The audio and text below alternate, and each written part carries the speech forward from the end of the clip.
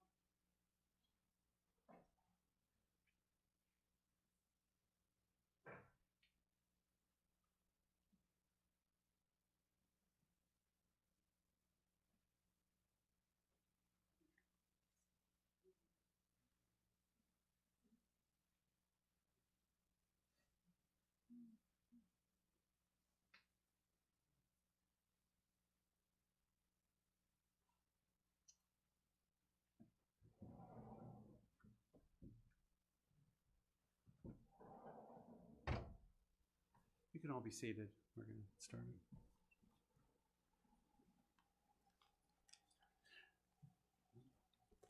To begin the service, I'll ask Eliezer to read Psalm 23. מזמור לדוד, אדוני רואי לא אסחר, בינות דשא ירביצני, על מי מנוחות ינחלני, נפשי ישובב, ינחני במעגלי צדק למען שמו, גם כי אלך בגיא צל מוות, לא אירא, כי אתה עמדי, שבטך ומשענתך חמה ינחמוני, תערוך לפני שולחן נגד צוררי, דשנת בשמן ראשי כוסי, רוויה אך טוב וחסד ירדיפוני, כל ימי חיי, ושבתי בבית אדוני לאורך ימים. The Lord is my shepherd, I shall not want. He makes me lie in green pastures, he leads me beside quiet waters. He restores my soul. He guides me in the paths of righteousness for his name's sake. Yea, even though I walk through the valley of the shadow of death, I will fear no evil, for you are with me, your rod and your staff, they comfort me. You prepare a table before me in the presence of my enemies, you anoint my head with oil, and my cup overflows. Surely goodness and mercy will follow me in all the days of my life, and I will dwell in the house of the Lord forever. Thank you. We are here today to commemorate the life of Misha and to take him to his final place. And his daughter Demara is going to say a few words. Sure.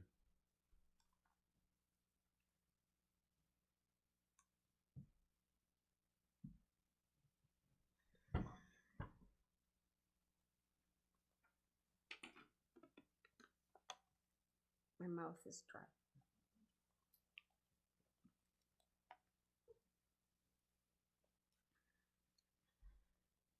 Just going to start by saying that we have lots of family and friends joining us virtually across Canada and US. And my family, want to thank you. And we feel you're with us. I also want to thank everybody else who's here. I think it's very meaningful when people come to the funeral to honor somebody else's life. I've been writing this eulogy for the last, I don't know how many years, and I had a very clear idea what I wanted to say, but my dad's passing a couple of days ago changed it all. Something absolutely incredible happened, and I feel that the best way I can honor my dad is to speak about the love he gave us and the love he got. And the reason I feel I need to talk about is what happened on the day of his passing. Dad went very quickly, thank God. On Monday I was with him, he seemed fine. He wasn't so good on Tuesday. And then we got an early morning phone call on Wednesday to tell us that Dad is probably nearing the end of life and we should get there. I called Mom, a little detour. I called my mother and I said, Mom, get dressed. We need to go to Louis Briar, and I'll call you when I'm ready so we can meet and go together. I called her 15 minutes later. I said, Mom, I'm ready to go. She said, did you eat?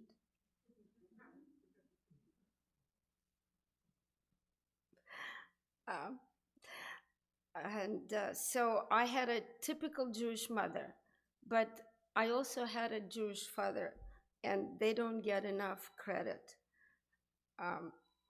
because it's okay, it's just the phone. Because my dad sure knew how to love us. Um, but I just want to go back for a moment to his last day and why I feel it's so important to talk about things that probably most important in life, and that is love. Um, my dad spent the last 10 years of his life at Louis Briar.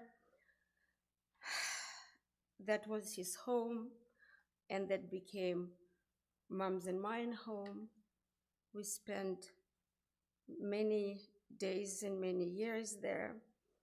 And I have to say, I never imagined that somebody's dying in a facility could be that loving.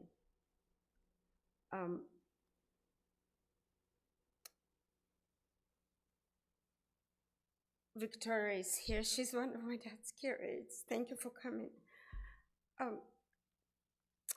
I was with Dad till the last moment. I held his hand. One of his caretakers, Dolly, leaned into my ear and said what Udina said. The hearing goes last. Make sure you tell him you love him. And my face was to my dad. I was holding him. And I felt people behind me. I didn't know how many. But there were prayers and tears, and there was so much love in that room. I could literally, palpably feel it. And it was a magnificent moment, I have to say. And then Mom got there a few minutes later with Anna. And it was, for the next few hours, a non-stop parade of every person who's ever said hello to Dad there. There was his curates, his nurses, recreation department, office clerks. They were all coming in to give respect to me, Mom, but mostly to say goodbye to my father. They stood over his body and they said the prayer and they said goodbye. And it was so meaningful. And it's just made that very hard day so much easier. So this is what I start with my dad's end. I've been going over what I would like to say today in my head millions of times, but I'm just going to start with the beginning. Dad was born in the city of Leningrad, now St. Petersburg, to a family who knew how to love. The sun rose and sat on my grandmother's Isinka and Mishinka. And my grandfather, he sure knew how to love.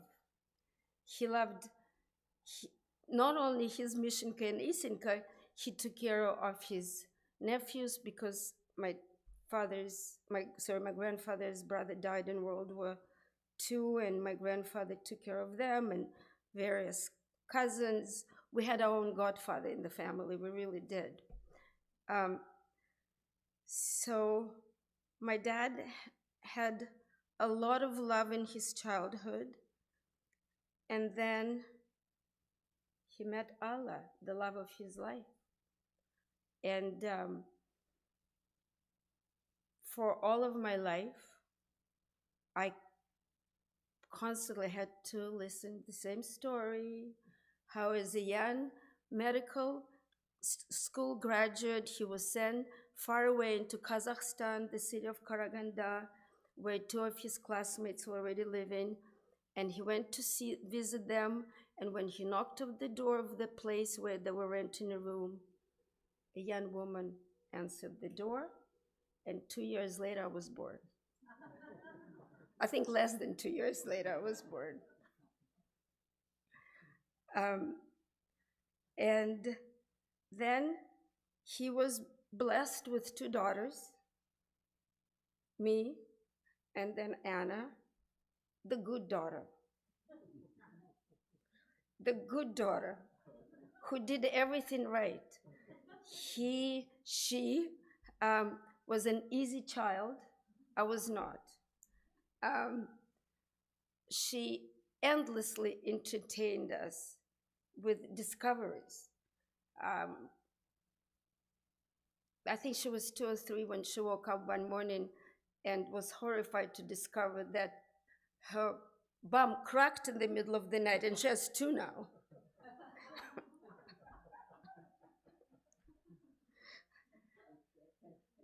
She's saying it now because she wasn't allowed to say it at my wedding. I said other things at your wedding. Um, and Anna was a very special child who used to write my parents anonymous letters. The first letter was, so Anna and I almost 8 years apart. I think she was jealous of other small children who had siblings, so she was begging my mom to give her another sibling. And mom tried to explain her one day that in order to raise a little child, you need to have breasts, a milk in your breasts, and there was no milk left in her breasts. And then Anna said, okay, then get me a dog. So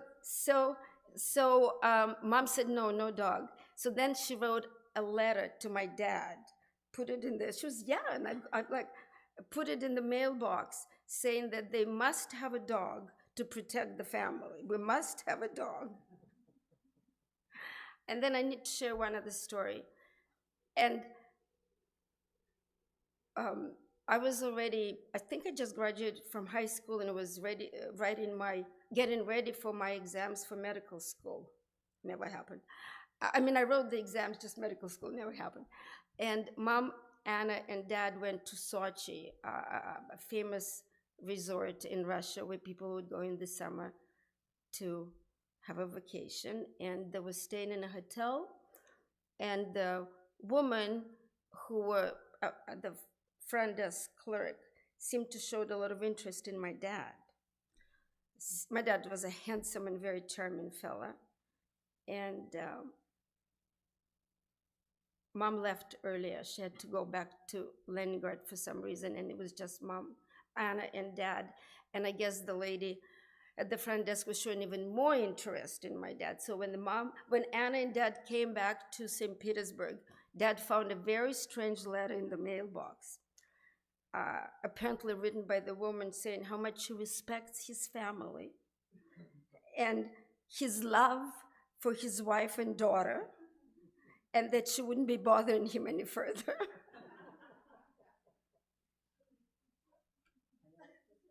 It's a true story, Mom.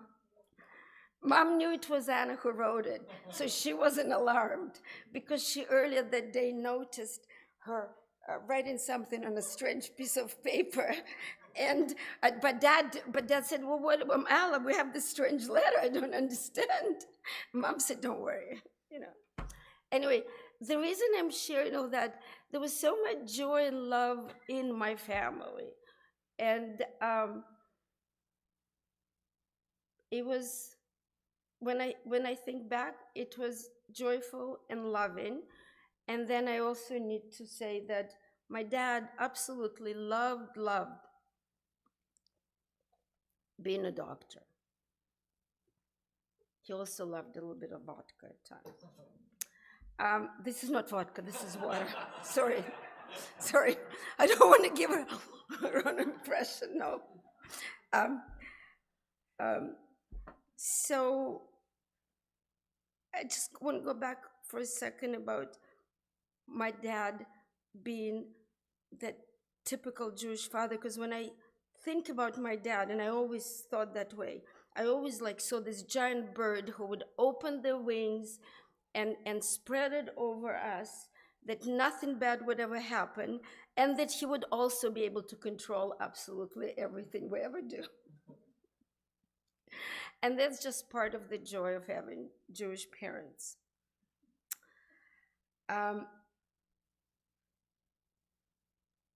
So Anna, who gave my dad the joy of earning university degree, marrying a great guy, Mike, having her own business, giving my parents 2 magnificent grandchildren, was the good daughter. I was not so much. Never got the degree, never got the great guy, never opened the business, never gave them great grandchildren. Instead, I ran away to New York City to lead a bohemian life. And my dad was very worried. So I didn't have a medical coverage, medical insurance. So dad decided he was going to call the travel agent he usually used and said to her, my baby, my daughter, has run away to New York. She doesn't have medical coverage. I'm going to every month buy medical coverage for her so I can sleep peaceful at night. And he said, so sure, that's not a problem. Dr. Gunnar, I just need some information. What is your baby daughter's name and a date of birth? The year was 1999. My dad said, well, Tamara was born in 1957. So the traveler said, Dr. Gunnar, did I hear you correctly? Your daughter is 42 years old. She was born in 1950. Yes, Dad said, yes. You know, kids these days, they never listen. You know, they do whatever they want. So that's my dad, in a nutshell. There's so much more I can tell about my father, but I need to say something else because I want to go back to the part of love. We came to Canada in 1977. My grandmother's 3 brothers came to Canada in early 1920s, settled down in Winnipeg, did well, had a lot of children. Their children had a lot of children. One of them, Farron, is sitting right there. And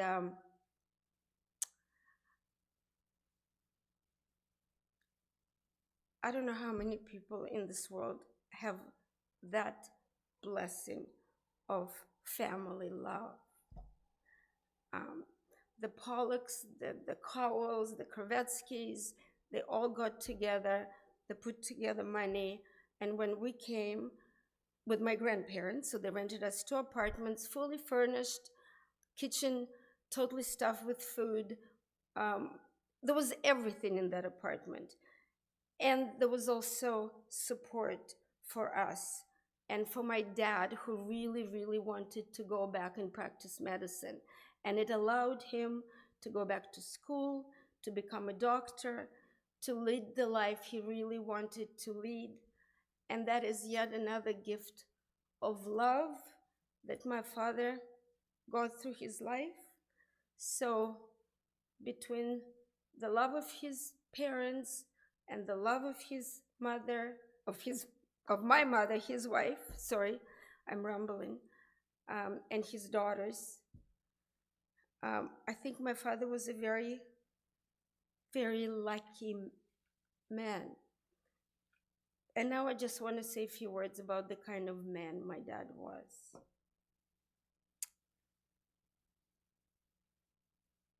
First of all, he was extraordinarily bright and a terrific doctor. He practiced medicine. He was a professor in medical school. He did medical research. He published books. He published articles. Medicine was really his life, but it's his family that was the biggest love of his life. But he was also a man of great honor and integrity. And I just want to share a couple of stories. When we left Russia and lived in Italy for a while, waiting for our documents to come through so we could come to Canada, we were supported by the World Jewish Organization, who gave us little amount of money that we could pay rent and buy food, and which was right outside of Rome. And every day we went into Rome to learn English, and there were beggars on the street, and Dad would give them money, to the horror of my mother. And Dad would say, but we have more than they do. Look, we still have an apartment, we have a roof over our head, and we have food on our table, and they have nothing. They're on the street. How could you not?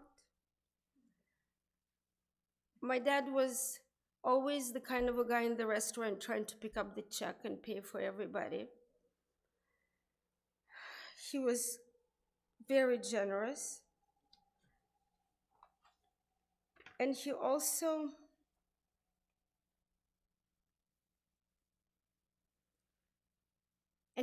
taught me how to respect a person no matter who they are and what they do. Another thing comes to mind is when I already came to Vancouver in 2004, and Dad was already not feeling so great, and I remember I was staying with them the first year, and he came home with Mom, and he was absolutely outraged because of something he just saw on the street. And what he saw was a person carrying a bag with buns, bread buns, and one of those buns fell out of the bag. So the person, I don't know if it was man or woman, picked it up and offered it to a homeless person on the street. And my dad was outraged. He told that person, how could you ever treat another being like that? You wouldn't eat it. Why do you think because he lives on the street, he deserves less than you do? And that was my dad. By the way he lived his life, taught me how to be respectful, how to appreciate the gifts you have, and also how to be a proud Jew. I remember a couple of times back in Russia, he would come home with blood on his hands because somebody called him a dirty Jew on the street. And he wasn't going to put up with that.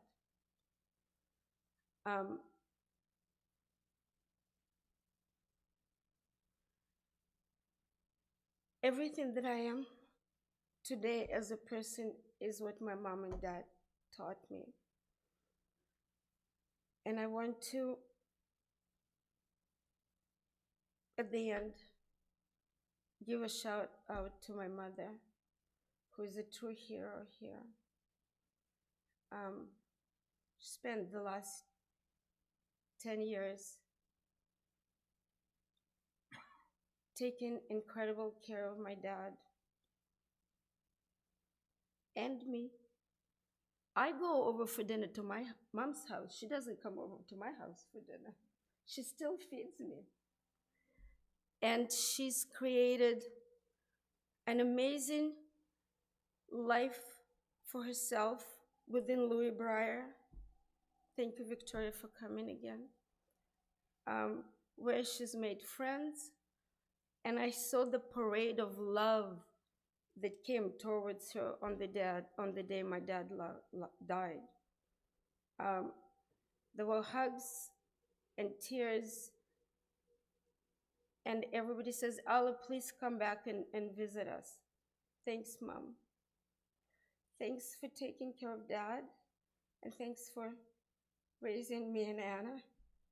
And sorry, Anna, there was no milk left and you didn't get a dog. You got one. You got your own one. So, just to finish up, Dad, I'll miss you terribly. We had a rocky road at times. My favorite Shakespearean play was always King Lear.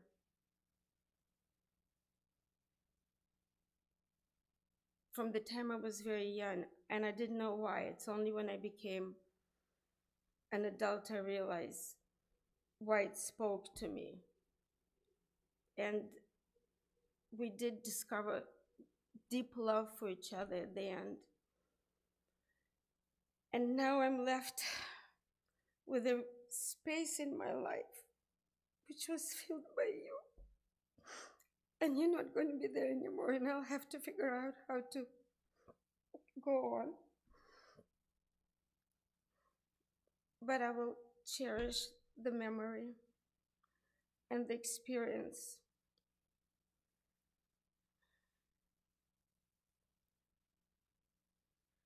Godspeed, Dad.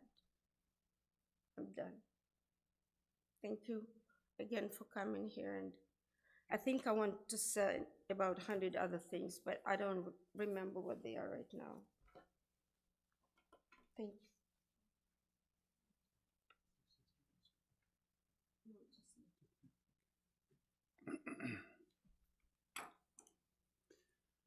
Well, I'm not a rabbi, but rabbis usually say a few words in a funeral, and sometimes I step in that role. And I will say, first of all, the bad daughters are always the ones that have the greatest amount of love. I'm not saying anything about the other daughter. And I would also say that there's nothing quite as more appropriate at a funeral than laughter. And as you were told, your dad's hearing is the last part to go. So if he's still hearing and he's hearing the laughter, this is giving him great joy, great joy. And even if the hearing isn't working, the soul, we believe the soul stays close by until the burial is completed. That's the belief that we share.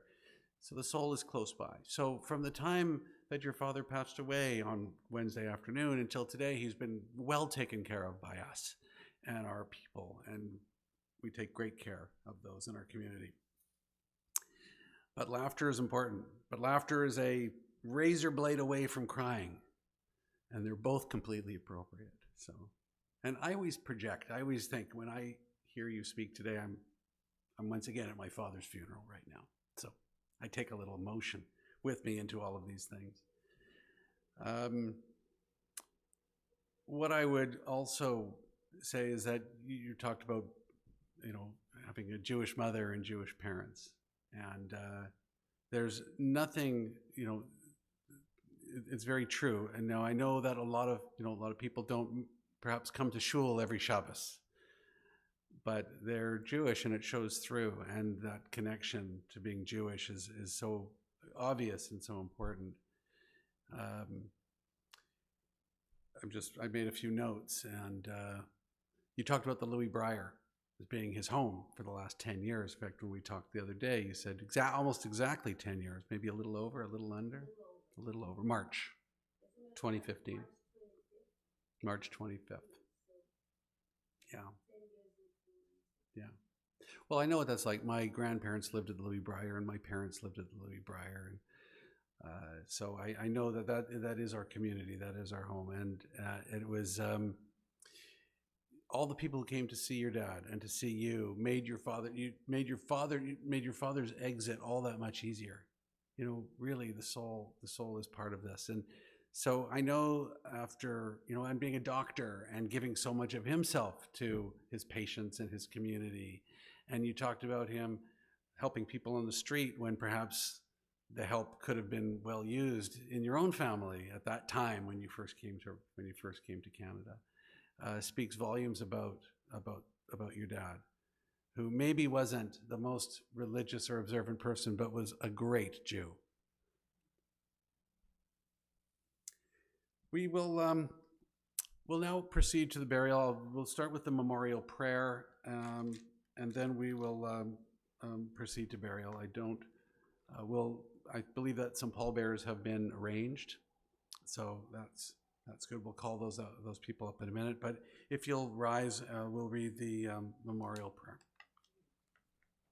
Did you want to do this? Okay. For those who can.